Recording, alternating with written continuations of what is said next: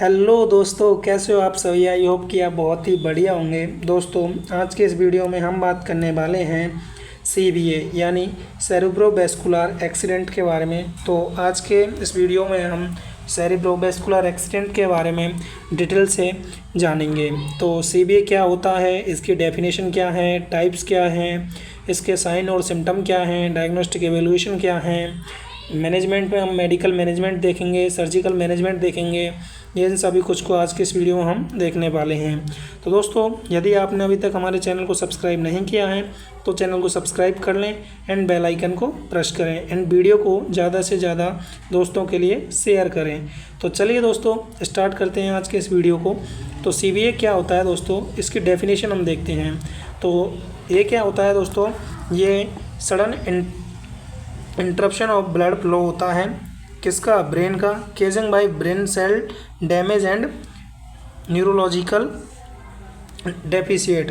तो इसमें क्या होता है दोस्तों, जब ब्लड फ्लो कम हो जाता है तो जो ब्रेन सेल हैं वो क्या हो जाती हैं, डेड हो जाती हैं एंड जो सिम्टम है वो अपीयर होते हैं। तो ये क्या है दोस्तों, सीबीए है।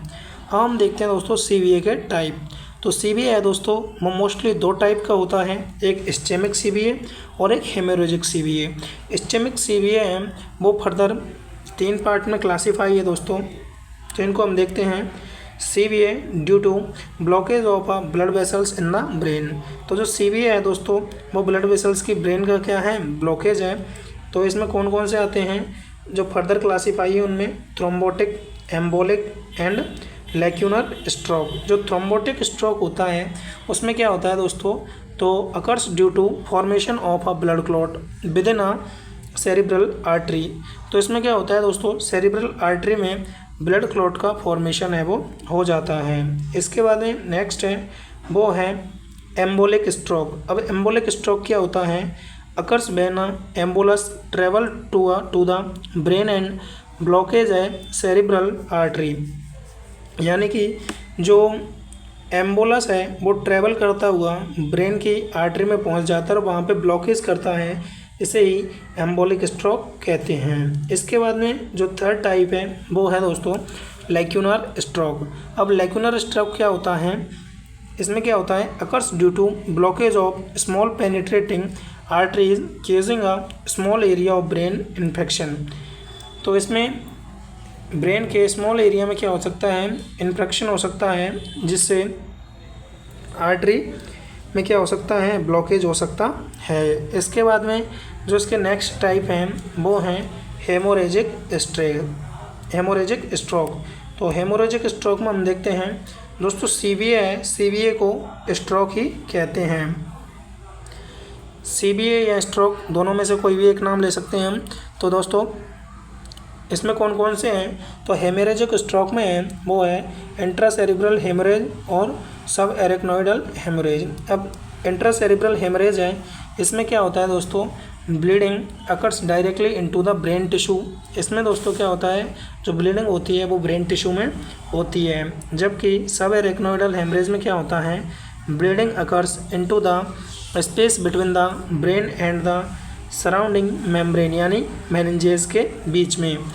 इसके बाद में अब हम देखते हैं दोस्तों इसके ईटियोलॉजी एंड रिस्क फैक्टर के बारे में। तो इसकी ईटियोलॉजी क्या होती है और रिस्क फैक्टर क्या होते हैं, इनको हम देखते हैं।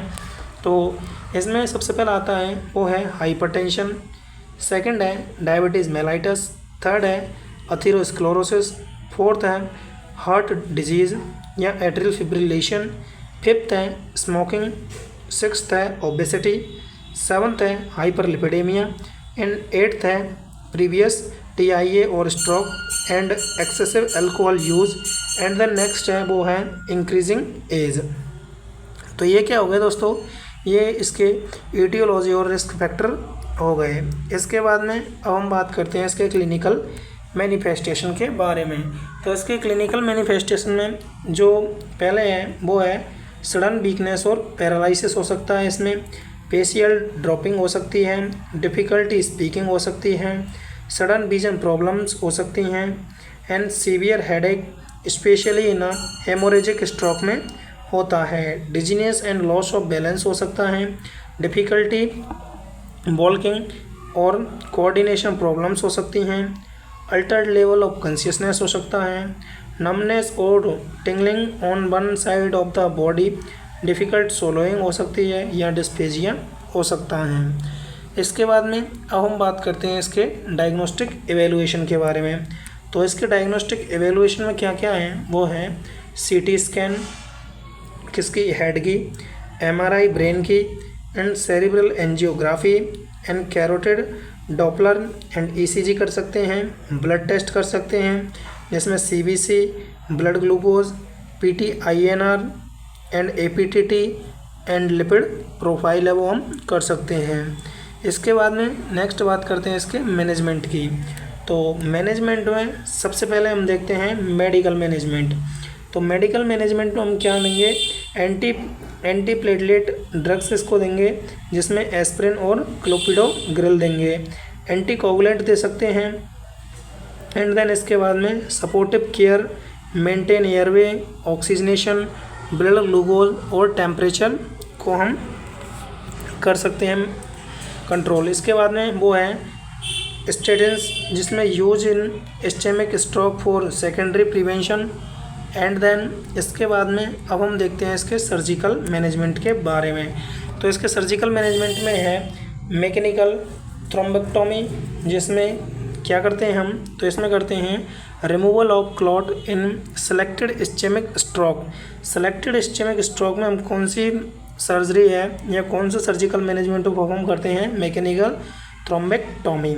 इसके बाद में नेक्स्ट है वो है कैरोटिड एंडार्टेक्टोमी। जो कैरोटिड एंडार्टेक्टोमी है उसमें क्या करते हैं, remove plug from carotid artery. तो इसमें क्या करते हैं हम, कैरोटिड आर्टरी से प्लग है उसको रिमूव करते हैं।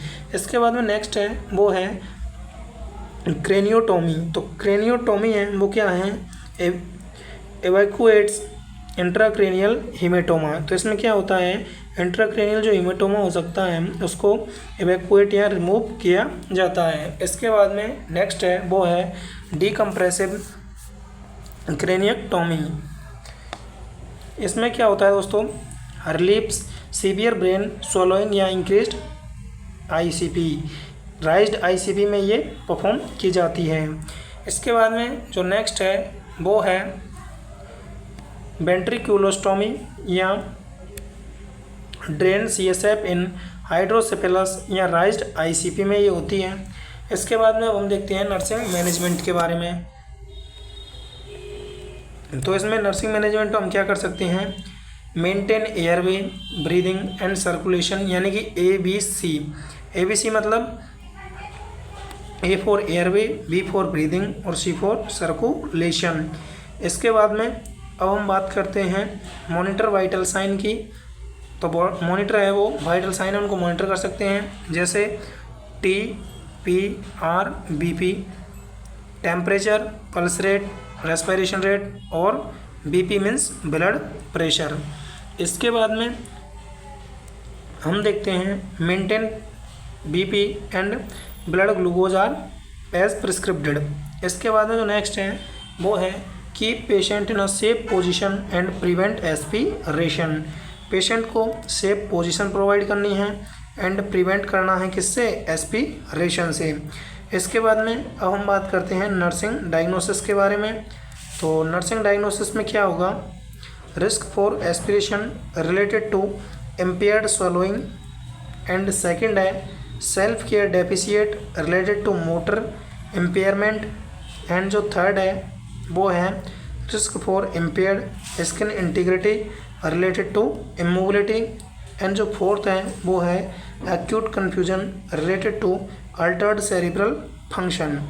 तो दोस्तों ये थी आज की वीडियो जिसमें हमने CBA के बारे में डिटेल से देखा। तो दोस्तों यदि आपने अभी तक हमारे चैनल को सब्सक्राइब नहीं किया है तो चैनल को सब्सक्राइब करें एंड बेल आइकन को प्रेस करें, एंड वीडियो को ज़्यादा से ज़्यादा अपने फ्रेंड्स के लिए शेयर करें। तो थैंक यू दोस्तों, धन्यवाद, आज के लिए इतना ही।